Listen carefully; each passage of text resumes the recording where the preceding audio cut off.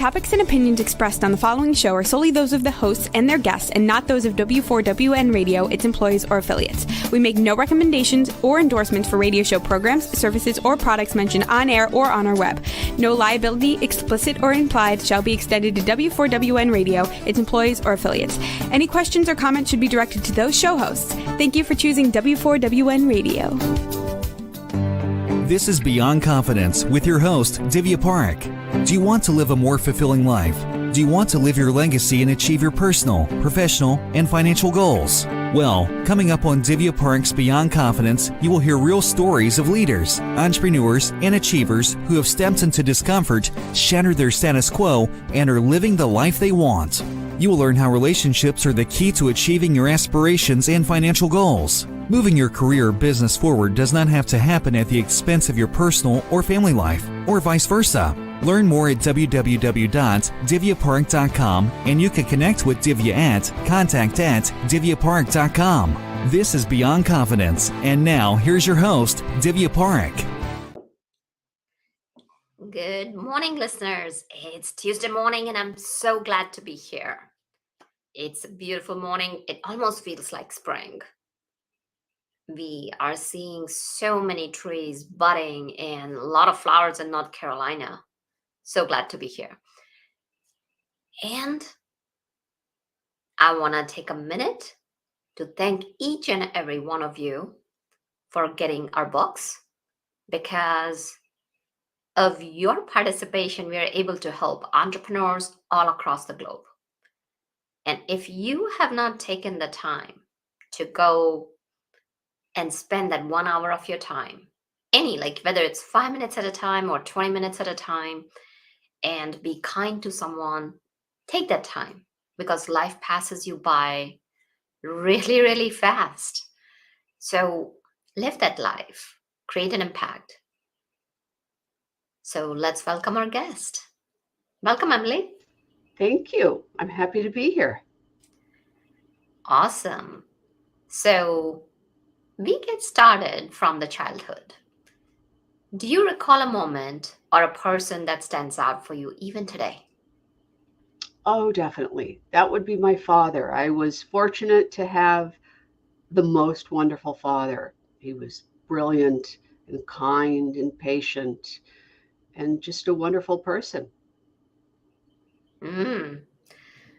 So what I want to share with you is that fathers are special, especially for daughters. And I was recently visiting my dad, and it was such a joy to spend time with him.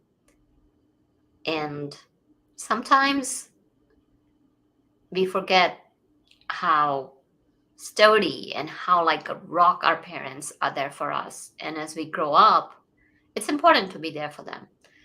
So tell us, what was it about your dad that left a mark on you? Well, he was just thoughtful, analytical. When I was in school, he went back to school and got his PhD in economics. And so he would be discussing economic terms at the dinner table, and whatever he was doing, and it was usually important, he would put his work down when I would walk into the room and light up when he saw me. I was the youngest of two daughters, and he had an enormous impact on me. And he is why I shifted from law into science and wrote my book. So as you grew up, you did mention law, but had you planned to be a lawyer when you were a child or in your teenage? Not exactly. I mean, my father placed great emphasis on education. And so it was pretty much understood that we would have to go to college and then graduate school of whatever field we chose. But that was a foregone conclusion. At that time, I wasn't sure what my passions were, and I went to law school. I did not love practicing law, but I learned some great skills, which I have used to this day. Critical thinking, research skills, things like that, which have really informed my life. So what kind of law did you practice?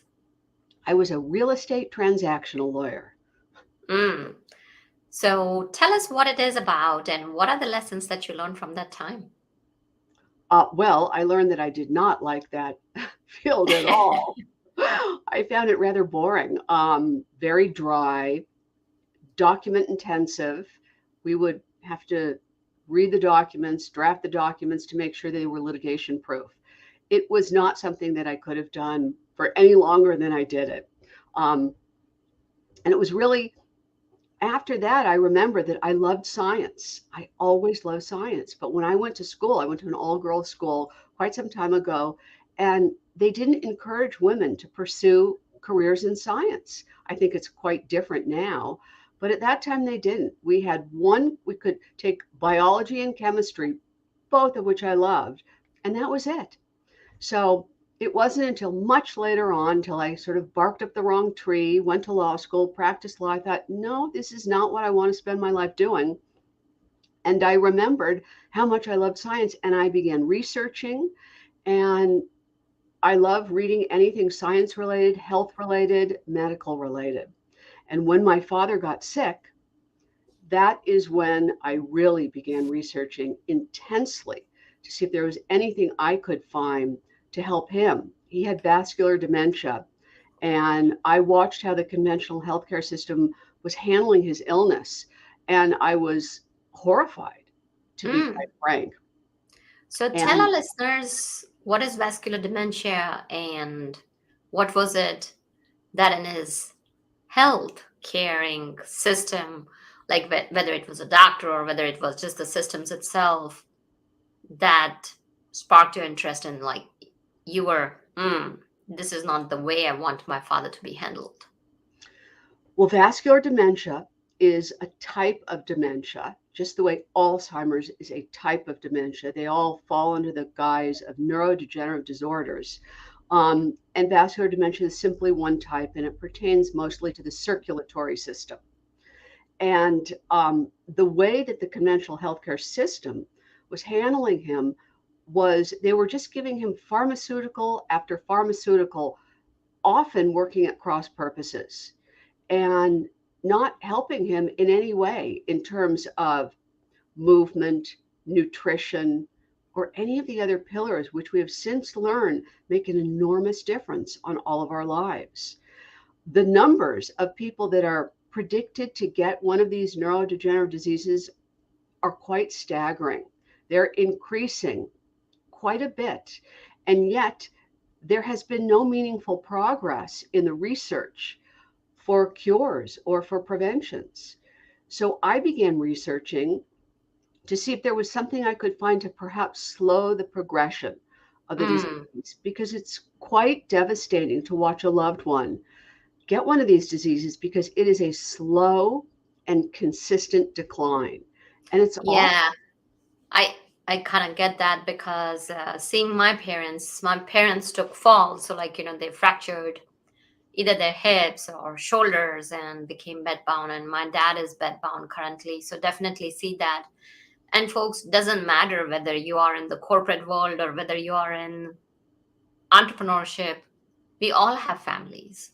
And it's super critical that our family members are healthy, we are healthy, because if that's not the case, if you are giving care, or even if you have a family member who's going through health issues, whether it's long term or short term, it does impact you. It impacts your business, it impacts your thoughts, it impacts your well being, because it's hard to see your loved ones suffer. And what's been happening is that, as you mentioned about that, the research has not been done enough, and there are so many different areas that researches need to be done because of the longer lifespan. A lot more new problems are also emerging, but that doesn't make it any less stressful and heart-wrenching to the families when they see their loved ones suffering. So I totally get it. So tell us, like, when you talk about the numbers, that there are staggering numbers about these neurodegenerative diseases popping up, tell us a little bit more about that. Well, it's not even, well, what I did was, when I did my research to see if I could help my father, and unfortunately I couldn't, and he passed away, what I found was so grim and depressing that I broadened my research, because I thought this is just not very optimistic at all. And so I broadened my research to expand beyond neurodegenerative disease and include all chronic disease. And what's included in that category is not just neurodegenerative disease, but cardiovascular disease, cancer, autoimmune disease. And I learned that's what's really going to kill all of us, most of us, I should say, because that has to do with our lifestyle. And when I did my research, I actually found that it's far more optimistic than I was anticipating, because a lot of these diseases can either be prevented or at the very least postponed. And that is good news for all of us, that we can take charge. We have to do it soon. The sooner the better. And there are so many things that people can do to really improve their chances and optimize their health. A lot of people think that we're prisoners of our genetics, and it turns out that's not true. Most of these diseases have about a 10 to 15% genetic component, and the rest of it is environmental and lifestyle, which is great news for all of us, because we can control our environment and our lifestyle, at least to a degree. Absolutely. And so when you talk about that, you did extensive research. Tell us, what were your sources? Coming from a research background, I'm always curious, what were your resources for the research? Well, I started, most of my research are clinical studies. I use PubMed, Google Scholar, and I take great care in ensuring that what I'm reading is accurate and scientific and evidence-based, because I'm very sensitive. I don't want to be putting out anything that's misinformation, and there's a lot of junk science out there. So I'm very careful to do that. And I've learned a lot. I've taken online courses, gone to countless conferences, 8 to 10 a year, read books, every book I can get my hand on. And then my book is sort of a synthesis of a lot of the hardcore science that people might not be inclined to read. And I've tried to make it accessible to the everyday health consumer. Got it. So you talked about lifestyle. So let's talk about the two elements, as you mentioned. One is the environment. That is, we can control it to a certain extent.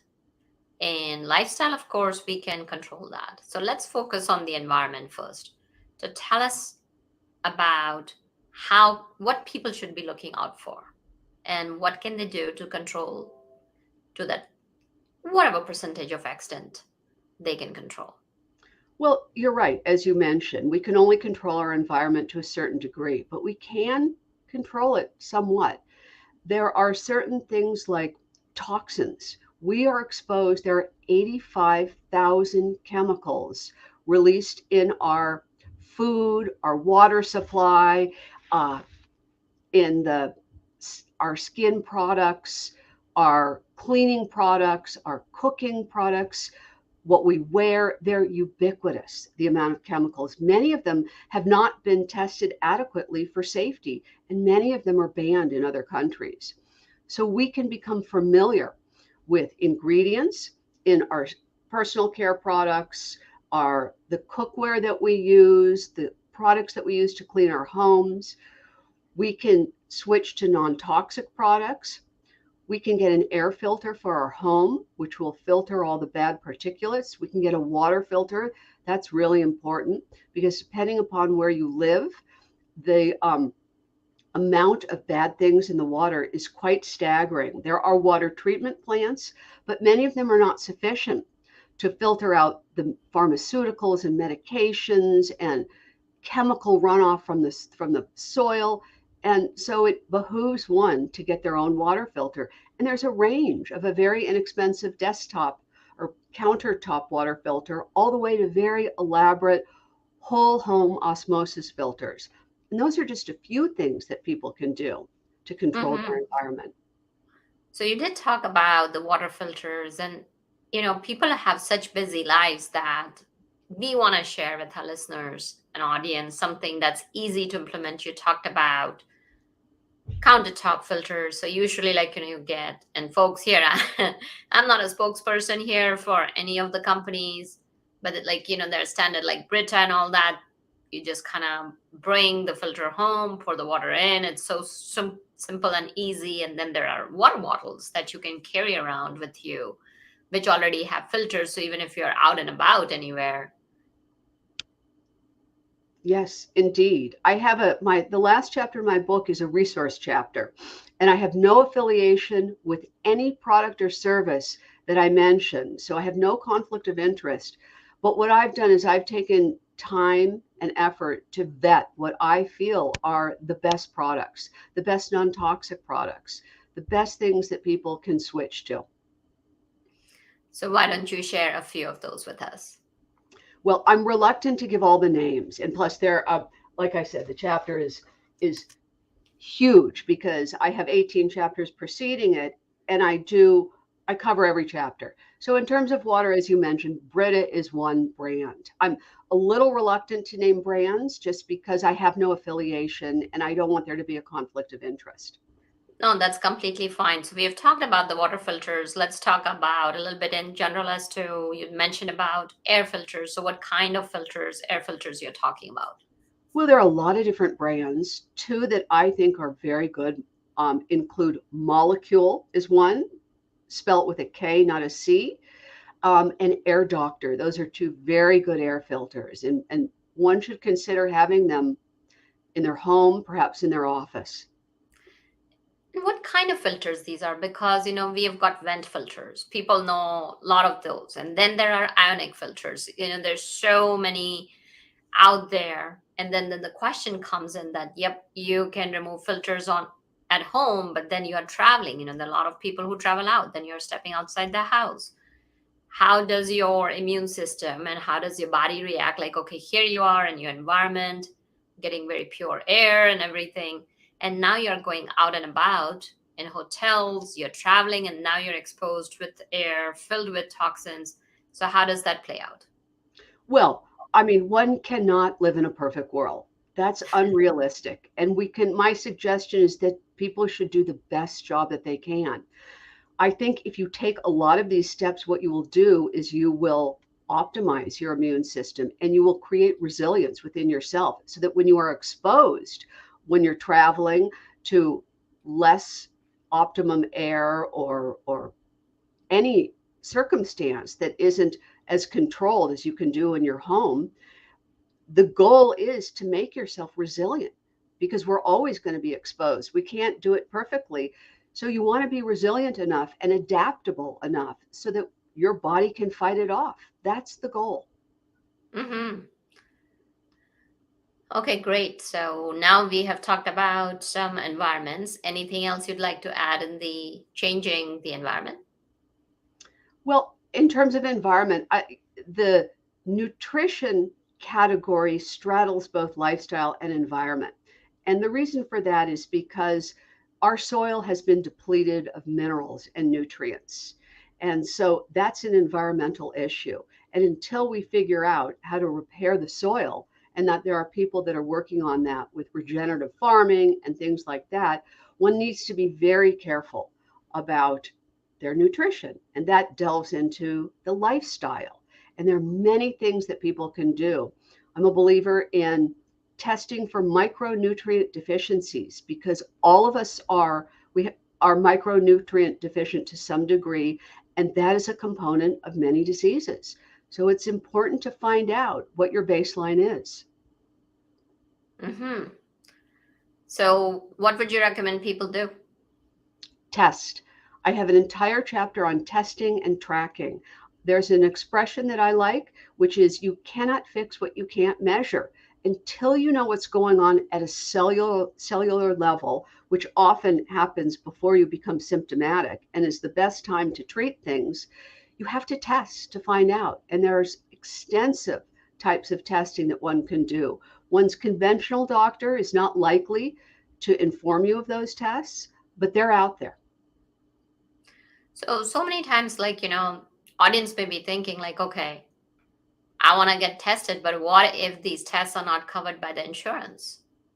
Well, it's true. That's definitely a real concern. And to that, I say, it's better as an entrepreneur. I think that you might know this. sometimes it's better to confront an upfront initial cost to avoid greater costs down the line.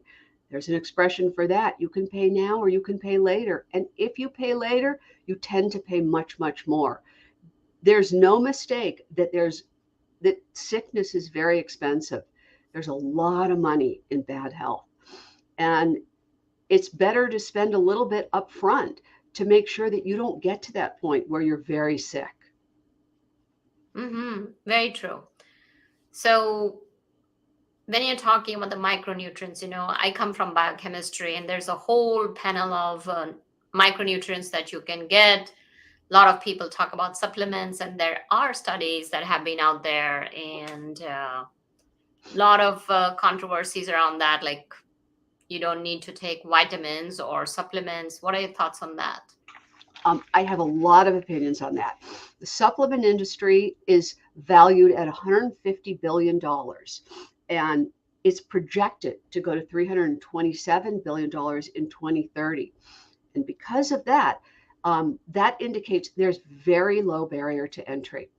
And as a result, everyone and their brother is entering the supplement industry because it's so lucrative. So I think people need to be very careful. I'm a believer in supplements because old-fashioned doctors say that we need to get our vitamins and our minerals from food, but because, as I mentioned, our soil is so depleted of nutrients and we're faced with a lot of stress, and as we age, we lose our digestive enzymes and a lot of other things. I believe that supplements play a role, but one needs to be judicious, and they can't just take something that their friend has taken, and they have to be careful about the brand.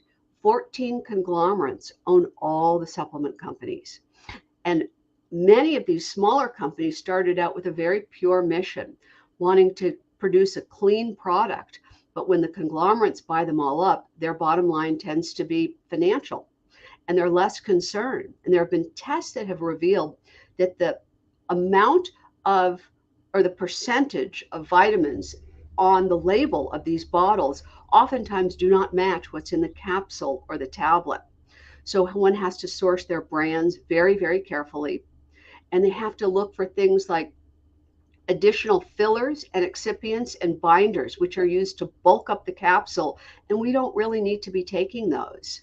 So I'm a believer in supplements, but one needs to be careful. And the other thing that I always add is that people have to be aware of the synergistic effect of these supplements.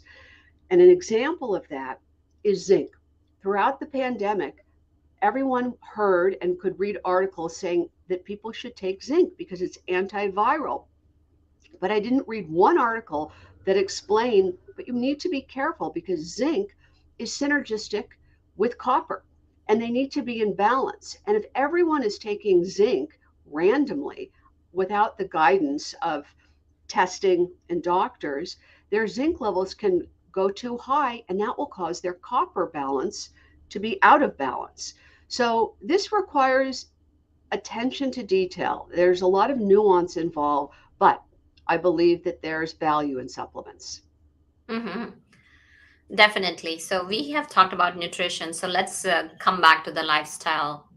Share with our listeners what little incremental changes, because people want something that's easily implementable and easily actionable. So share with us few lifestyle changes that people can do that can cause big results. Pertaining to nutrition or other areas? Just whole, like you mentioned that, there are two areas to make changes to. One is environment, one's lifestyle. So address lifestyle, like in your experience and in your research, what are the areas to address and what little tweaks can be made? Well, first of all, I think people need to focus on their sleep, because if you have dysfunctional sleep, and many, many people do, you're going to have a hard time getting any of your biological systems working at an optimal level. And there are so many things that people can do to improve their sleep without resorting to pharmaceuticals that can be addictive and usually result in nutritional deficiencies. So some of these things include picking a consistent time to go to sleep and to wake up, sleeping in a very dark room and a cold room. it's been discovered that we sleep better. We fall asleep and we remain asleep if the temperature is cold. The other thing people can do is when they wake up to go outside and expose themselves to daylight. It is well established that exposing yourself to daylight within 30 to 60 minutes of waking can reset your circadian rhythms. What happens is the photons from the sun, and they're available even on a cloudy day, they go into your eye and they hit your pineal gland and they reset very important biological systems. So that's an easy thing to do. If you live in a northern latitude where you don't have a lot of sunlight in the morning in the winter months, you can get light boxes and things like that. But if done consistently, you will find an improvement in your sleep. I definitely like that. That's easily doable. Wake up in the morning, just step out, and while you're at it, if you have plans or something like that, gaze at it. Take that moment to appreciate life. Bringing gratitude during that time in the morning will set the tone of your mindset for the rest of the day. Just being alive and having the fortune to greet another day, and especially if you have good health. Because, as I was mentioning earlier, my dad is bedbound, and just seeing him go through that is so heartbreaking. I mean, he keeps a really good attitude, really, really proud of him, and he inspired me a lot. And that said, he was reminiscing about good old days when he could walk around and just having that treasure so many things that we take for granted. Just taking that time to welcome life back as you're up and about. That's really a good way of starting your day. So we've talked about sleep, and let's kind of talk about some mindset and attitude. Well, that's definitely important. It's not really what I research at all. I'm more into the biological things, but I'm a big believer that mindset impacts you very, very much. If you have a bad mindset or a negative one, you'll see that in your health. I mean, they've done amazing experiments that show the connection to that. There's definitely a mind body connection. It's not my area of expertise, but I'm a believer. Absolutely. So, just to shed a little bit of light on that, here's the thing: when you are in that negative spiral, or when you're thinking, you'll be surprised, how many different neurons are firing that you don't want to fire and wire together, and how many physiological chemicals will be released into your bloodstream that's not going to serve you any good. So, when we talk about meditation and mindfulness, these can be some very core, wonderful ingredients for your optimal health. So, we talked about sleep. What other areas can you shed light on? Well, just to segue on that, I do go into stress, and stress is clearly a component of every disease. And it's inevitable that as a human being, we're all going to encounter stress at some point in our life. It's just the way that it is. But what we can do is we can reframe our response to stress. And that has to do with mindset, what you've just described. If we look at stressful situations and reframe them and alter our perspective, it can be quite helpful. I'm a believer in meditation. I find it difficult for me, but so what I do instead is breathing exercises. And if you find yourself in a stressful moment, breathing can really calm you down and serve you well. You can do box breathing, or you can do what they call a physiologic sigh, which is 2 quick inhales and a longer exhale. And what that does is that affects your parasympathetic nervous system. It ignites it and it stops your sympathetic nervous system. So you're not in fight or flight. These are very important steps to take to be healthy. Mhm.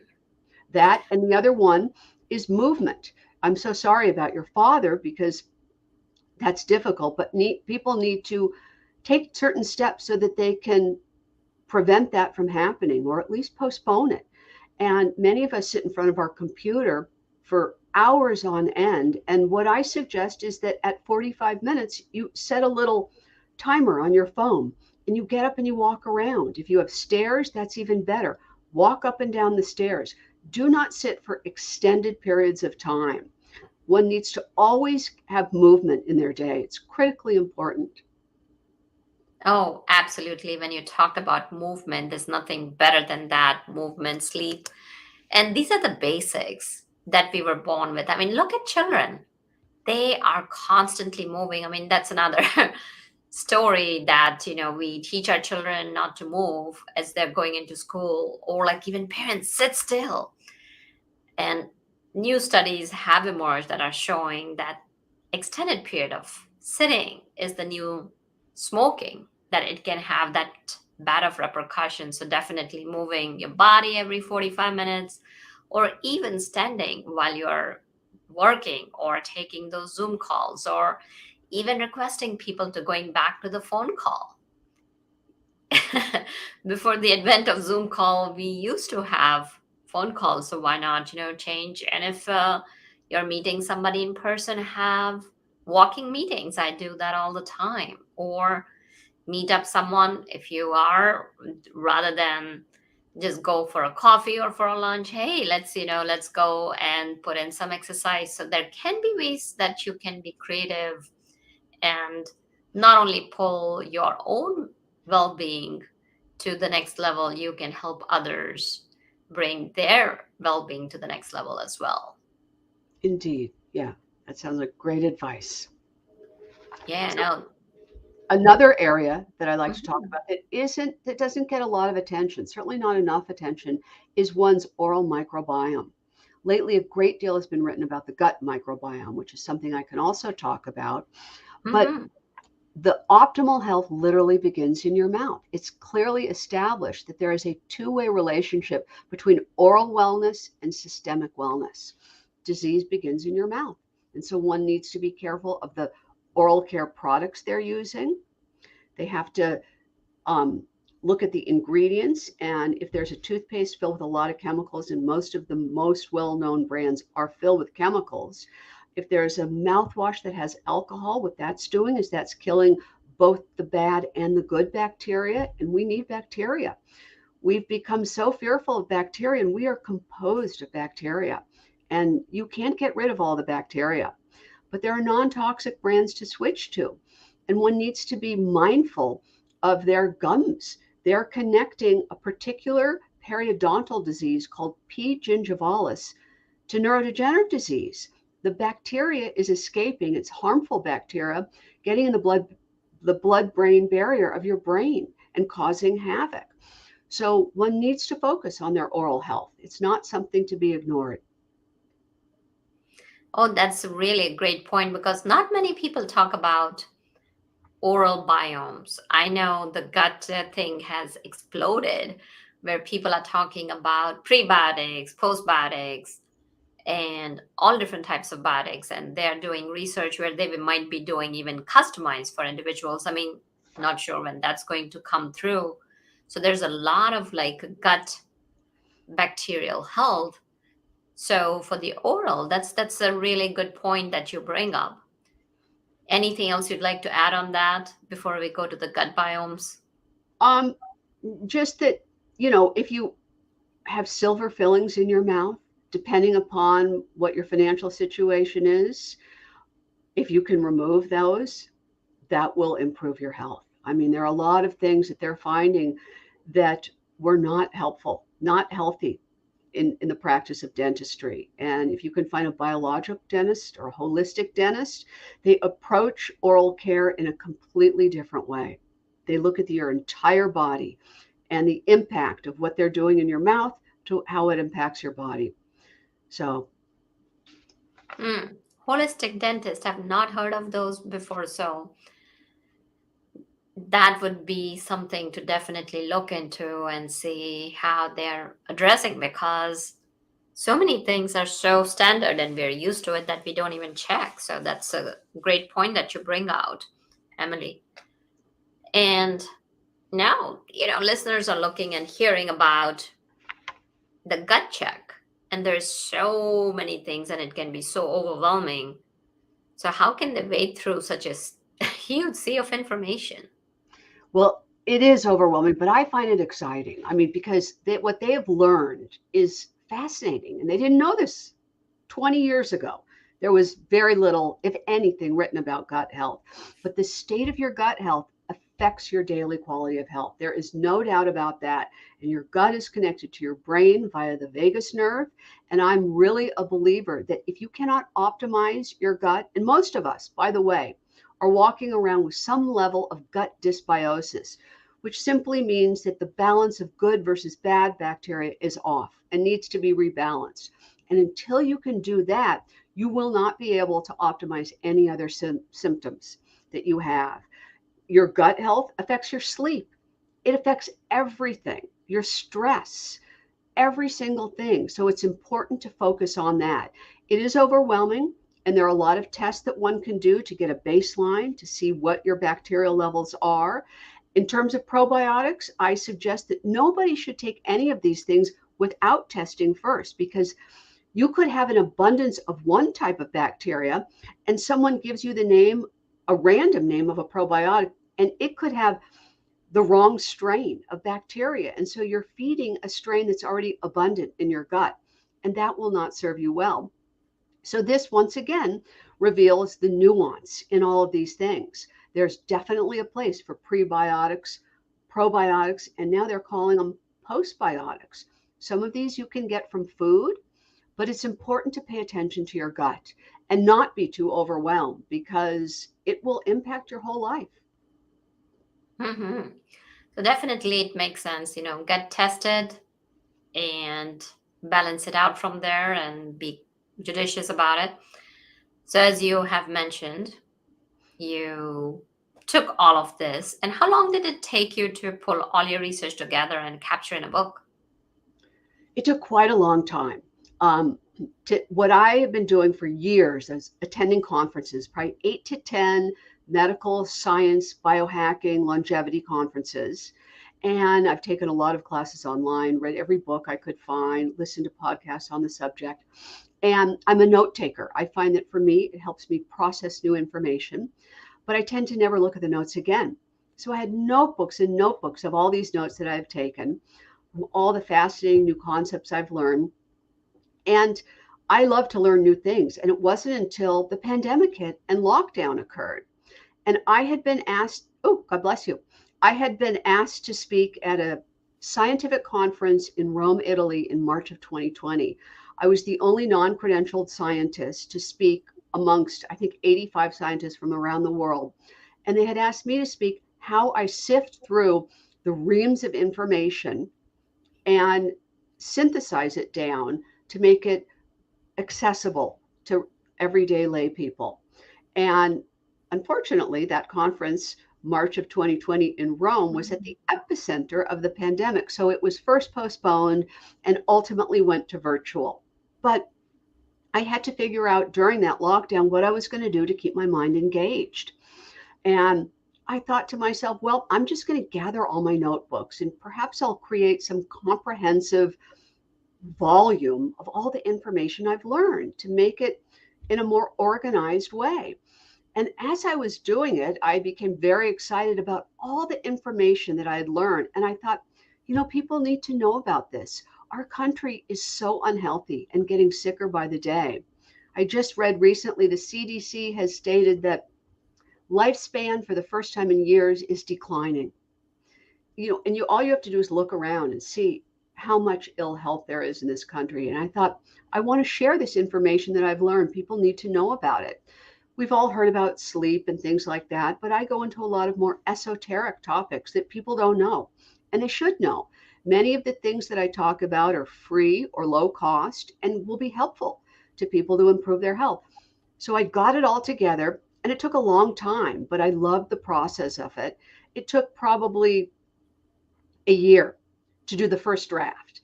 And then my publishing company required, I think, close to 9 or 10 revisions. They asked me to get rid of a lot. It was very, very big. And they said, this is too big of a book. People will be off put. So I cut it by a third, which was sad to me because I felt that the third that I had to cut was really relevant and important information. I might do another book that was more esoteric about stem cells and peptides and things that are just coming to the forefront. But I covered a lot of basic things that the everyday health consumer should know about and they should implement in their life. Oh, that's fantastic. So, where can people connect with you? Where can people find your book? Well, I have a website, emilygoldmears.com, and I have Instagram, LinkedIn, and Facebook, all under the name of emilygoldmears.com. My book is available on Amazon, on any of the online retailers, in some of the independent booksellers, and on my website. Oh, fantastic. So, sounds like you've put in a lot of work, and we would love for our listeners to have really good health so that you can enjoy your life and pursue your passions. So, Emily, any last thoughts before we wrap it up? Just that a lot of this can seem overwhelming, but if you take small incremental steps, little improvements, you'll start to feel better, and perhaps you'll be incentivized to add to those steps. And that your health is everything. If you don't have good health, everything else in life pales. Definitely agree with that. And it just so happens that we get so caught up in life and day-to-day things that we do forget about our health and take it for granted. So it's really, really important. I mean, I had a very, very strong reminder just seeing my dad, like, how important health is. And without health, there's nothing. Very true. Very true. Yeah, no, this is very timely. As you mentioned, lifespans are declining, and from what it sounds like, take simple steps, take small steps, and see big results. So thank you for joining us. Thank you so much for having me. I enjoyed speaking with you. Absolutely. And dear listeners, make sure that you are taking good care of your health and taking good care of yourself. So thank you for joining us, because without you, the show would not be possible. You are the heart and soul of the show, and you are the reason that I keep on doing it. So thank you for being part of our family, and thank you, Juan, for making it technically possible. So folks, until next time, be well and take care. Thank you for being part of Beyond Confidence with your host, Divya Parekh. We hope you have learned more about how to start living the life you want. Each week on Beyond Confidence, you hear stories of real people who have experienced growth by overcoming their fears and building meaningful relationships. During Beyond Confidence, Divya Parekh shares what happened to her when she stepped out of her comfort zone to work directly with people across the globe. She not only coaches people how to form heart connections, but also transform relationships to mutually beneficial partnerships as they strive to live the life they want. If you are ready to live the life you want and leverage your strengths, learn more at www.divyaparekh.com. And you can connect with Divya at contact@divyaparekh.com. We look forward to you joining us next week.